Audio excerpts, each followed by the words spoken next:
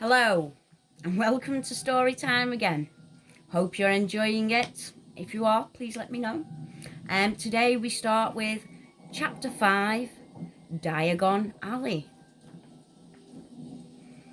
Harry woke early the next morning. Although he could tell it was daylight, he kept his eyes shut tight. It was a dream, he told himself firmly. I dreamed a giant called Hagrid came to tell me I was going to a school for wizards. When I open my eyes, I'll be at home in my cupboard. There was suddenly a loud tapping noise. And there's Aunt Petunia knocking on the door. Harry thought, his heart sinking. But he still didn't open his eyes. It had been such a good dream. Tap, tap, tap. All right, Harry mumbled. I'm getting up. He sat up and Hagrid's heavy coat fell off him. The hut was full of sunshine. The storm was over. Hagrid himself was asleep on the collapsed sofa, and there was an owl rapping its claw on the window, a newspaper held in its beak. Harry scrambled to his feet, so happy he felt as though a large balloon was swelling inside him. He went straight to the window and jerked it open. The owl swooped in and dropped the newspaper on top of Hagrid, who didn't wake up. The owl then fluttered onto the floor and began to attack Hagrid's coat. Don't do that! Harry tried to wave the owl out of the way, but it snapped its beak fiercely at him and carried on savaging the coat. Hagrid, said Harry loudly, there's an owl. Pay him, Harry grunted to the sofa. What? He wants paying for delivering the paper. Look in the pockets. Hagrid's coat seemed to be made of nothing but pockets, bunches of keys, slug pellets, balls of string, mint humbugs, tea bags, and finally, Harry pulled out a handful of strange-looking coins. Give him 5 nuts, said Harry sleepily. Nuts? The little bronze ones. Harry counted out 5 little bronze coins, and the owl held out its legs so he could put the money in a small leather pouch tied to it. Then it flew off through the open window. Hagrid yawned loudly, sat up and stretched. Best be off, Harry. Lots to do today. Gotta get up to London to buy all your stuff for school. Harry was turning over the wizard coins and looking at them. He had just thought of something which made him feel as though the happy balloon inside him had got a puncture. Hagrid? Said Hagrid, who was pulling on his huge boots. I haven't got any money. And you heard Uncle Vernon last night. He won't pay for me to go and learn magic. Don't worry about that, said Hagrid, standing up and scratching his head. Do you think your parents didn't leave you anything? But if the house was destroyed? They didn't keep the gold in the house, boy, nah. First stop for us is Gringotts Wizard Bank. Have a sausage. They're not bad cold, and I wouldn't say no to a bit of your birthday cake either. Wizards have banks? Just the one, Gringotts, run by goblins. Harry dropped the bit of sausage he was holding. Goblins? Yeah, so you'd be mad to try and rob it, I'll tell you that. Never mess with goblins, Harry. Gringotts is the safest place in the world for anything you want to keep safe, except maybe Hogwarts. As a matter of fact, I got to visit Gringotts anyway for Dumbledore. Hogwarts business. Hagrid drew himself up proudly. He usually gets me to do important stuff for him, fetching you, getting things from Gringotts, knows he can trust me, see? Got everything, come on then. Harry followed Hagrid out onto the rock. The sky was clear now and the sea gleamed in the sunlight. The boat Uncle Vernon had hired was still there, with lots of water in the bottom after the storm. How did you get here? Harry asked, looking for another boat. Flew, said Hagrid. Flew? Yeah, but we go back in this, not you're supposed to use magic now I got ya. They settled down in the boat, Harry still staring at Hagrid, trying to imagine him flying. Seems a shame to row through, said Hagrid, giving Harry another of his sideways looks. If it was to speed things up a bit, you wouldn't mind not mentioning it at Hogwarts? Of course not, said Harry, eager to see more magic. Hagrid pulled out the pink umbrella again, tapped it twice on the side of the boat, and they sped off towards land. Why would you be mad to try and rob Gringotts? Harry asked. Spells? Enchantments, said Hagrid, unfolding his newspaper as he spoke. They say there's dragons guarding the high security vaults, and then you gotta find your way. Gringotts is hundreds of miles under London, see? Deep under the underground. You'd die of hunger trying to get out, even if you did manage to get your hands on summit. Harry sat and thought about this while Hagrid read his newspaper, The Daily Prophet. Harry had learnt from Uncle Vernon that people liked to be left alone when they did this, but it was difficult. He'd never had so many questions in his life. Ministry of Magic messing things up as usual, Hagrid muttered, turning the page. There's a Ministry of Magic? Harry asked before he could stop himself. Course, said Hagrid. They wanted Dumbledore for minister, of course, but he'd never leave Hogwarts, so old Cornelius Fudge got the job. Bungler, if there ever was one, so he pelts Dumbledore with owls every morning asking for advice. But what does a Ministry of Magic do? Well, their main job is to keep it from the muggles that there's still witches and wizards up and down the country. Why? Why, blimey, Harry, everyone be wanting magic solutions to the problems. Nah, we're best left alone. At this moment, the boat bumped gently into the harbour wall. Hagrid folded up his newspaper and they clambered up the stone steps onto the street. Passers-by stared a lot at Hagrid as they walked through the little town to the station. Harry couldn't blame them. Not only was Hagrid twice as tall as anyone else, he kept pointing at perfectly ordinary things, like parking meters, and saying loudly, "See that, Harry? These things muggles dream up, eh?" "Hagrid," said Harry, panting a bit as he ran to keep up, "did you say there are dragons at Gringotts?" "Well, so they say," said Hagrid. "Crikey, I'd like a dragon." "You'd like one?" "Wanted one ever since I was a kid. Here we go." They'd reached the station. There was a train to London in 5 minutes' time. Hagrid, who didn't understand Muggle money, as he called it, gave the notes to Harry so he could buy their tickets. People stirred more than ever on the train. Hagrid took up 2 seats and sat knitting what looked like a canary yellow circus tent. "Still got your letter, Harry?" he asked as he counted stitches. Harry took the parchment envelope out of his pocket. "Good," said Hagrid. "There's a list there of everything you need." Harry unfolded a second piece of paper he hadn't noticed the night before and read, "Hogwarts School of Witchcraft and Wizardry. Uniform. First year students will require: Number 1, 3 sets of plain work robes, black. 2, 1 plain pointed hat, black, for day wear. 3, 1 pair of protective gloves, dragon hide or similar. 4, 1 winter coat, black, silver fastening. Please note that all pupils' clothes should carry name tags. Set books. All students should have a copy of each of the following: The Standard Book of Spells, Grade 1, by Miranda Goshawk. A History of Magic, by Bethalda Bagshot. Magical Theory, by Alibert Waffling. A Beginner's Guide to Transfiguration, by Emmerich Switch.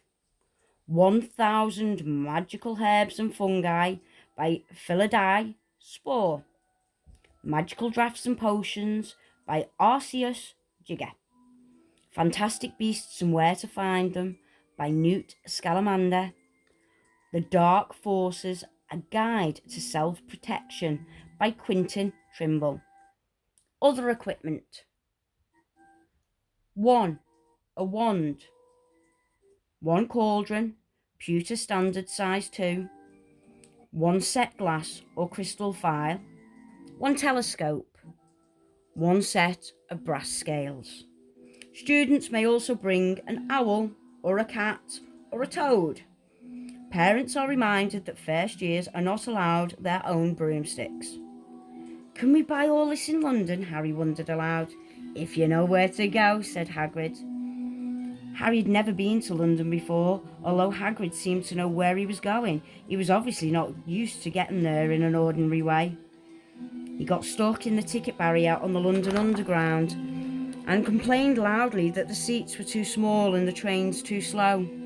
"I don't know how the muggles manage without magic," he said. as he climbed a broken down escalator which led up to a bustling road lined with shops. Hagrid was so huge that he parted the crowd easily. All Harry had to do was keep close behind him.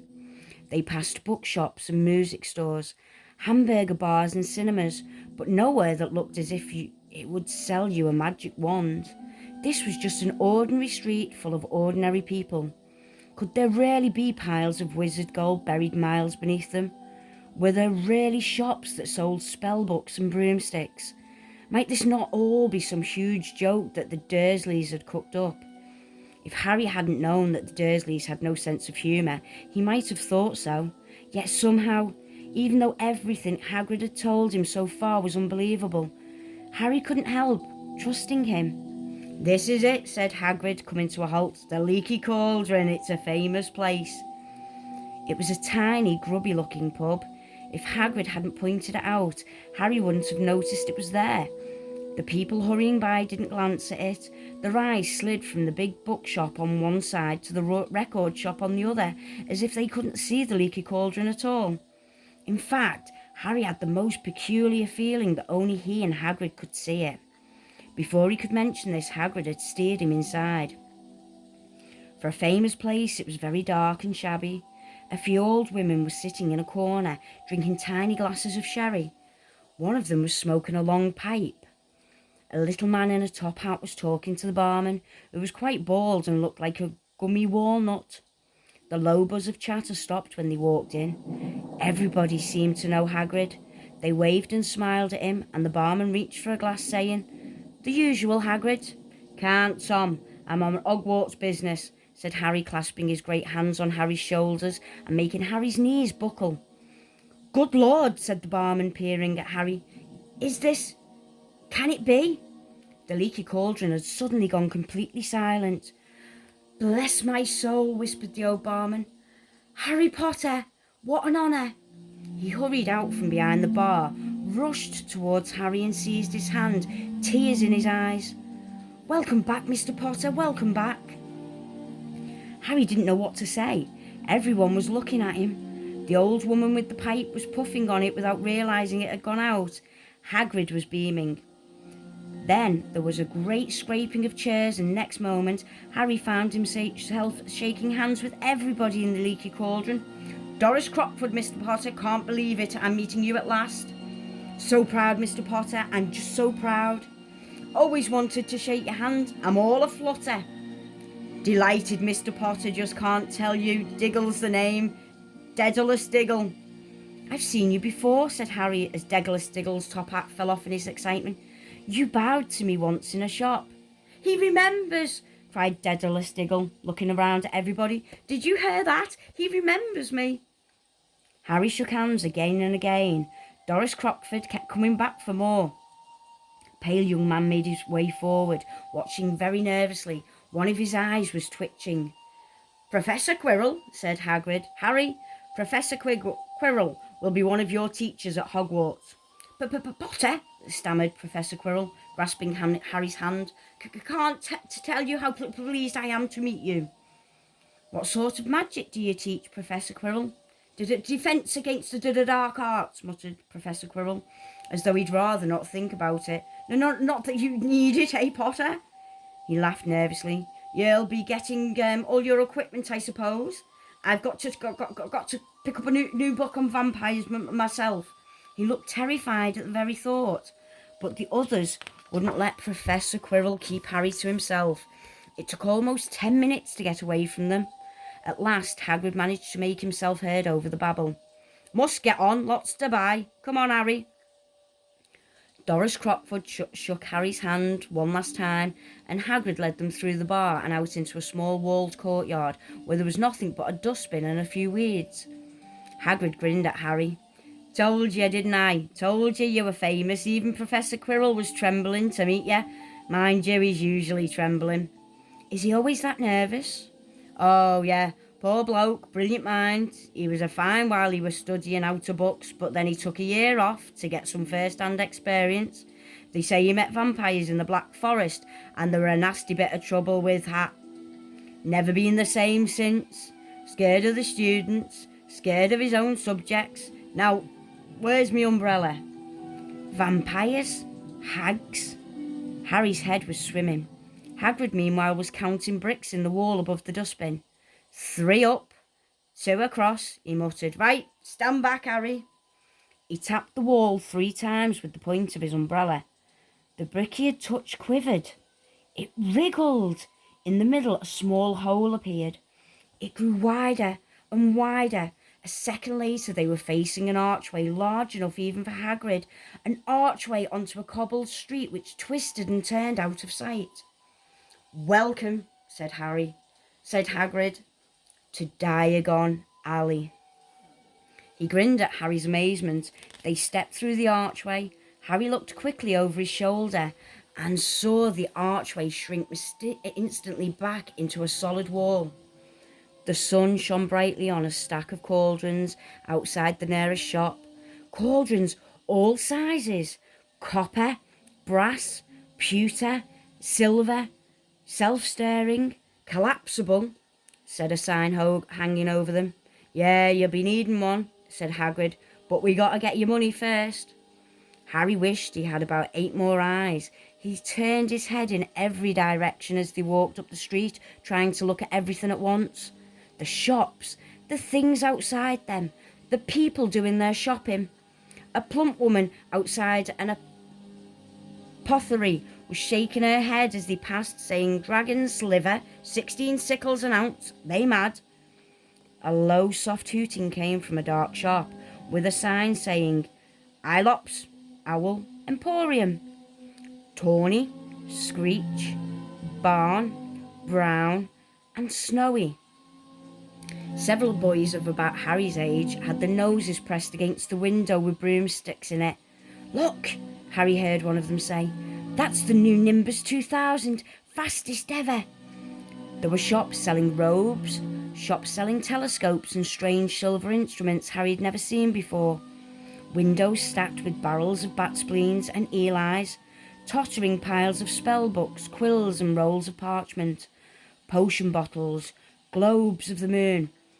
"Gringotts," said Hagrid. They had reached a snowy white building which towered above the other little shops. Standing beside its burnished bronze door, wearing a uniform of scarlet and gold, was... "Yeah, that's a goblin," said Hagrid quietly, as they walked up the white stone steps towards him. The goblin was about a head shorter than Harry. He had a swarthy, clever face, a pointed beard, and Harry noticed very long fingers and feet. He bowed as they walked inside. Now they were facing a second pair of doors, silver this time, with words engraved upon them. "Enter, stranger, but take heed of what awaits the sin of greed.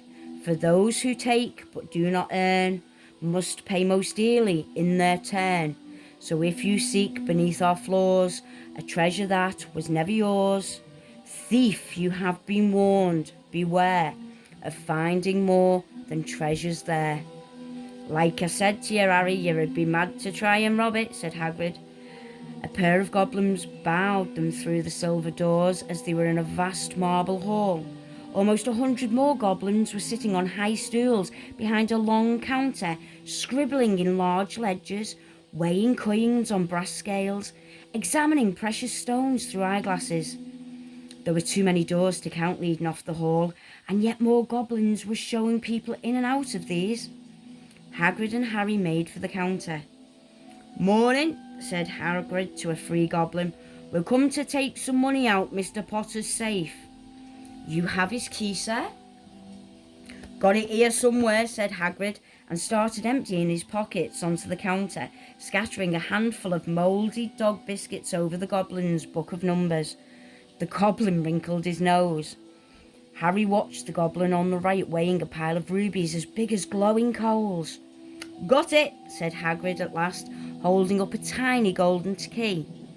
The goblin looked at it closely. "That seems to be in order. And I've also got a letter here from Professor Dumbledore," said Hagrid importantly, throwing out his chest. "It's about the you-know-what in Vault 713. The goblin read the letter carefully. "Very well," he said, handing it back to Hagrid. I will have someone take you down to both vaults. Grip-Hook! Grip-Hook was yet another goblin. Once Hagrid had crammed all the dog biscuits back inside his pockets, he and Harry followed Grip-Hook towards one of the doors leading off the hall. What's the you-know-what in Vault 713? Harry asked. Can't tell you that, said Hagrid mysteriously. Very secret. Hogwarts business. Dumbledore trusted me. More than my job's worth telling you that. Grip-Hook held the door open for them. Harry, who had expected more marble, was surprised. They were in a narrow stone passageway lit with flaming torches. It sloped steeply downward, and there were little railway tracks on the floor. Grip-Hook whistled, and a small cart came hurling up the tracks towards them. They climbed in, Hagrid with some difficulty, and were off. At first they just hurtled through a maze of twisting passages. Harry tried to remember left, right, left, middle fork, right, left, but it was impossible.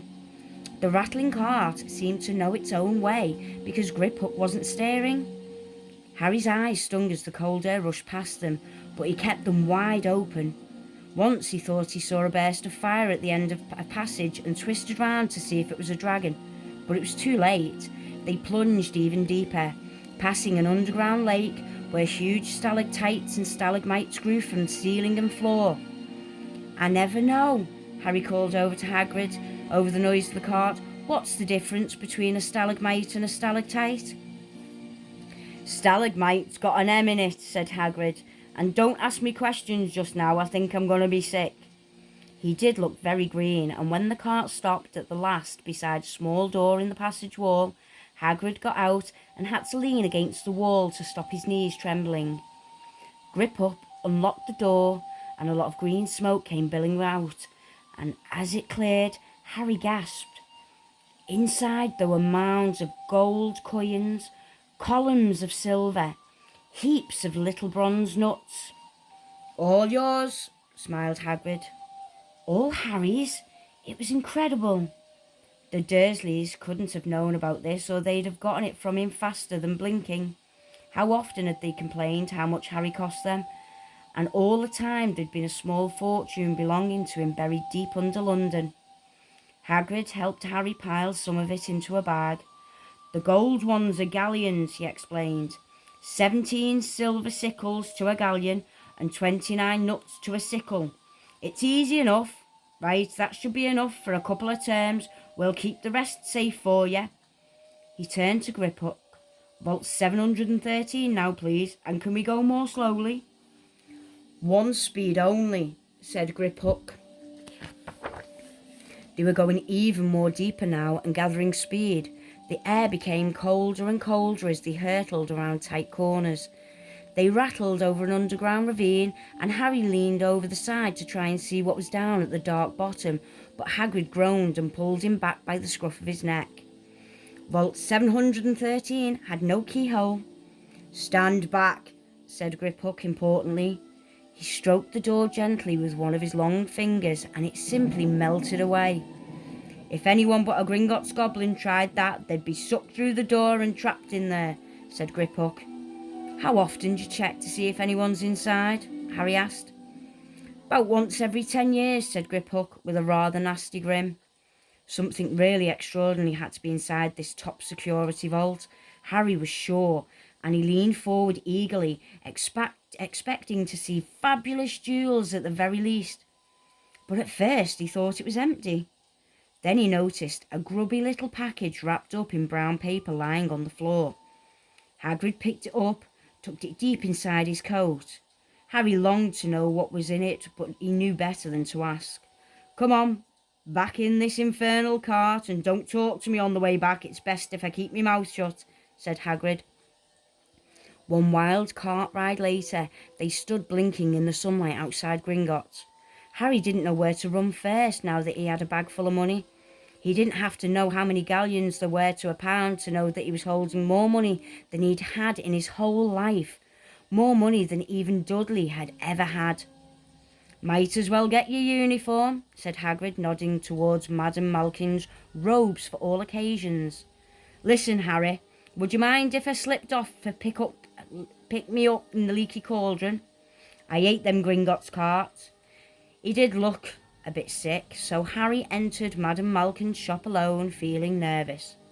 Madame Malkin's was a squat, smiling witch dressed all in mauve. "Hogwarts, dear," she said when Harry started to speak. "Got the lot here. Another young man being fitted up just now, in fact." In the back of the shop, a boy with a pale, pointed face was standing on a footstool, while a second witch pinned up his long black robes. Madame Malkin stood Harry on a stool next to him and slipped a long robe over his head and began to pin it to the right length. "Hello," said the boy. "Hogwarts too?" "Yes," said Harry. "My father's next door buying my books and mother's up the street looking for wands," said the boy. He had a bored, drawling voice. "Then I'm going to drag them off to look at racing brooms. I don't see why first years can't have their own broom. I think I'll bully father into getting me one and I'll smuggle it in somehow." Harry was strongly reminded of Dudley.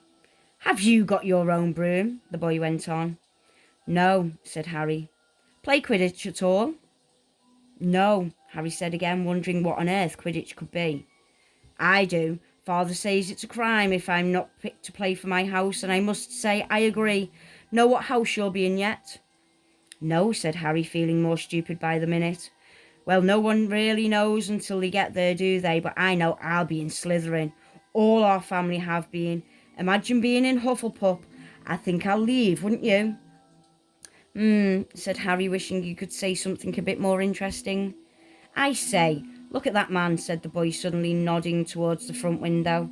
Hagrid was standing there, grinning at Harry and pointing at two large ice creams to show he couldn't come in. "That's Hagrid," said Harry, pleased to know something the boy didn't. "He works at Hogwarts." "Oh," said the boy, "I've heard of him. He's a sort of servant, isn't he?" "He's the gamekeeper," said Harry. He was liking the boy less and less every second. "Yes, exactly. I heard he's sort of a savage, lives in a hut in the school grounds, and every now and then he gets drunk, tries to do magic, and ends up setting fire to his bed." "I think he's brilliant," said Harry coldly. "Do you?" said the boy with a slight sneer. "Why is he with you? Where are your parents?" "They're dead," said Harry shortly. He didn't feel much like going into the matter with this boy. "Oh, sorry," said the other, not sounding sorry at all. "But they were our kind, weren't they?" "They were a witch and wizard, if that's what you mean." "I really don't think they should let the other sort in, do you? They're just not the same. They've never been brought up to know our ways. Some of them have never even heard of Hogwarts until they get the letter. Imagine! I think they should be kept in the old wisdom families. What's your surname, anyway?" But before Harry could answer, Madame Malkin said, "That's you done, my dear." And Harry, not sorry for an excuse to stop talking to the boy, hopped down from the footstool. "Well, I'll see you at Hogwarts, I suppose," said the drawling boy. Harry was rather quiet as he ate the ice cream Hagrid had bought him, chocolate and raspberry with chopped nuts. "What's up?" said Hagrid. "Nothing," Harry lied. They stopped to buy parchment and quills. Harry cheered up a bit when he found a bottle of ink that changed colour as you wrote. When they had left the shop, he said, "Hagrid, what's Quidditch?" "Blimey, Harry, I keep forgetting how little you know, not knowing about Quidditch." "Don't make me feel worse," said Harry. He told Hagrid about the pale boy in Madame Malkin's, and he said people from Muggle families shouldn't even be allowed in. "You're not from a Muggle family. If you'd have known who you were. He's grown up knowing your name if his parents are wizard and folk. You saw him in the leaky cauldron. Anyway, what does he know about it? Some of the best I ever saw were the only ones with magic in 'em, long lines of Muggles. Look at your mum. Look what she had for her sister." "So what is Quidditch?" "It's our sport, wizard sport. It's like football in the Muggle world. Everyone follows Quidditch. Played up in the air on broomsticks and there's 4 balls. Sort of hard to explain the rules." "And what are Slytherin and Hufflepuff?" "School houses, there's 4. Everyone says Hufflepuff are a lot of duffers, but—" "I bet I'm in Hufflepuff," said Harry gloomily. "Better Hufflepuff than Slytherin," said Hagrid darkly. "There's not a single witch or wizard who went bad who wasn't in Slytherin. You know who was one." "Sorry, you know who was at Hogwarts?" Years and years ago, said Hagrid. They brought Harry's school books in a shop called Flourish and Blot, where the shelves were stacked to the ceiling with books as large as paving stones, bound in leather, books the size of postage stamps in covers of silk, books full of peculiar symbols, and a few books with nothing in them at all. Even Dudley, who'd never read anything, would have been wild to get his hands on some of these. Hagrid almost had to drag Harry away from the curses and counter-curses, bewitch your friends and befuddle your enemy with the latest revenge, hair loss, jelly legs, tongue-tying, and much, much more by Professor Vindicus Viridum. I was trying to find out how to curse Dudley. I'm not saying that's not a good idea, but you're not to use magic in the Muggle world except in very special circumstances, said Hagrid. And anyway, you couldn't work any of them curses yet. You'll need a lot more studying before you get to that level. Hagrid wouldn't let Harry buy a solid gold cauldron either. It says pewter on your list. But they got a nice set of scales for weighing potion ingredients and collapsible brass telescope. They then visited an apothecary, which was fascinating enough to make up for its horrible smell, a mixture of bad eggs and rotten cabbages. Barrels of slimy stuff stood on the floor. Jars of herbs, dried roots, and bright powders lined the walls. Bundles of feathers, strings of fangs, and snarled claws hung from the ceiling. While Hagrid asked the man behind the counter for a supply of some basic potion ingredients for Harry, Harry himself examined a silver unicorn's horn at 21 galleons each, and minuscule, glittery black beetle eyes, 5 nuts a scoop. Outside, Hagrid checked Harry's list again. Just your wand left? Oh, yeah, and I've still got you a birthday present. Harry felt himself go red. You don't have to. I know I don't have to. Tell you what, I'll get your animal, not a toad. Toads went out of fashion years ago, you'd be laughed at. And I don't like cats, they make me sneeze. I'll get you an owl. All the kids want owls, and they're dead useful carrying your post and everything. 20 minutes later, they left Ilop's Owl Emporium, which had been dark and full of rustling and flickering, jewel-bright eyes. Harry now carried a large cage which held a beautiful snowy owl, fast asleep with her head under her wing. He couldn't stop stammering his thanks, sounding just like Professor Quirrell. Don't mention it, said Hagrid gruffly. Don't expect you've had a lot of presents from them Dursleys. Just Ollivanders left now, only place for wands, Ollivanders, and you gotta have the best wand. A magic wand? This was what Harry had been really looking forward to. The last shop was narrow and shabby. Peeling gold letters over the door read, Ollivanders, makers of fine wands since 382 BC. A single wand lay on a faded purple cushion in the dusty window. A tinkling bell rang somewhere in the depths of the shop as they stepped inside. It was a tiny place, except for a single spindly chair which Hagrid sat on to wait. Harry felt strangely as though he'd entered a very strict library. He swallowed a lot of new questions which had just occurred to him and looked instead at the thousands of narrow boxes piled neatly right up to the ceiling. For some reason, the back of his neck prickled. The very dust and silence in here seemed to tingle with some secret magic. Good afternoon, said a soft voice. Harry jumped. Hagrid must have jumped too, because there was a loud crunching noise and he quickly got off the spindly chair. An old man was standing before them, his wide, pale eyes shining like moons through the gloom of the shop. Hello, said Harry awkwardly. Ah, yes, the man. Yes, I thought I'd be seeing you soon, Harry Potter. It wasn't a question. You have your mother's eyes. It seems only yesterday she was in here herself buying her first wand. 10 1/4 inches long, swishy, made of willow. Nice wand for charm work. Mr. Ollivander moved close to Harry. Harry wished he could blink.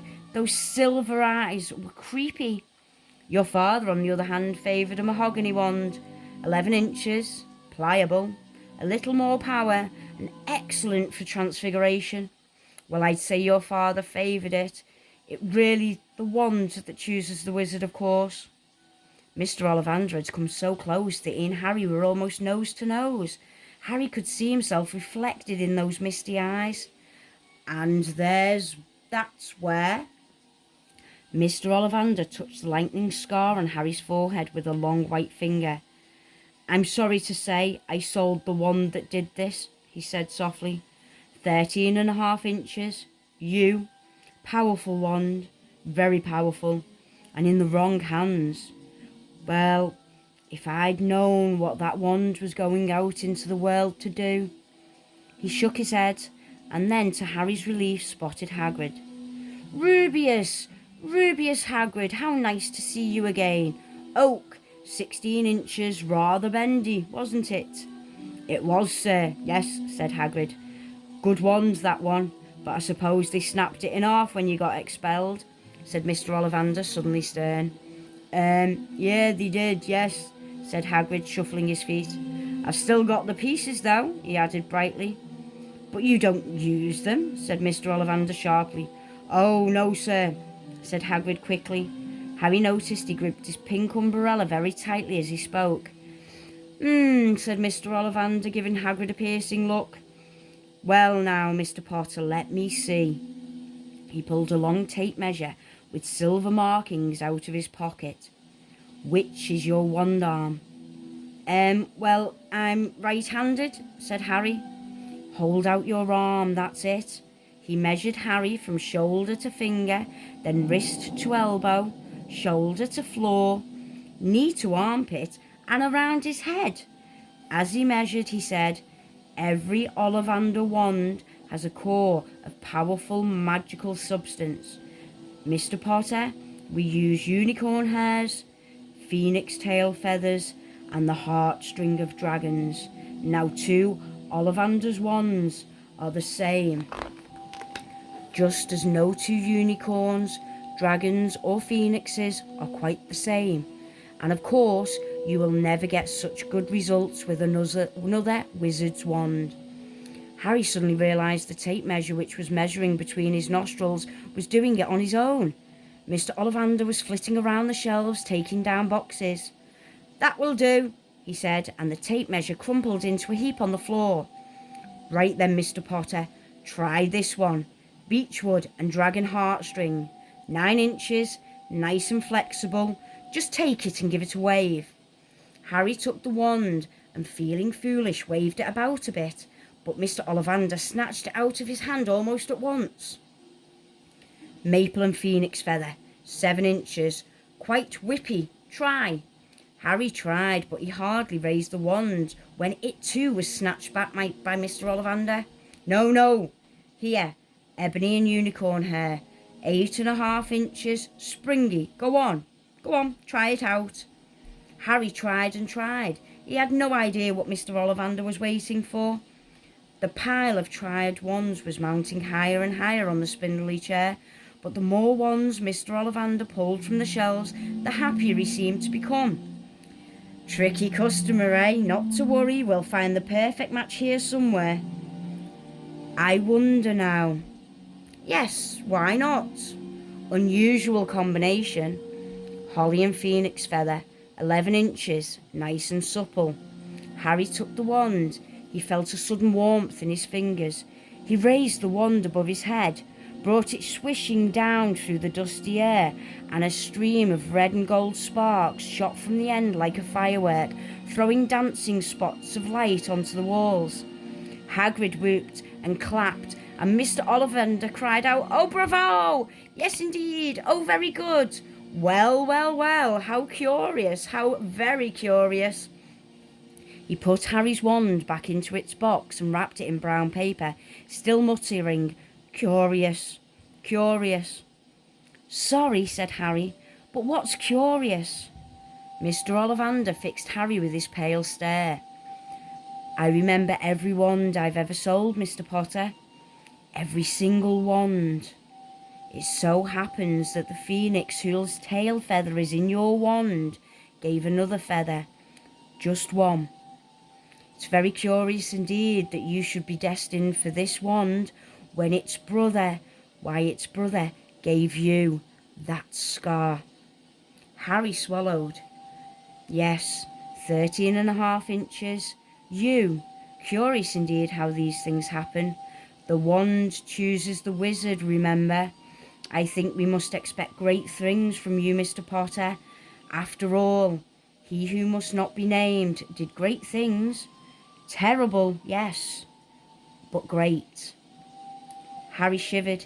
He wasn't sure he liked Mr. Ollivander too much.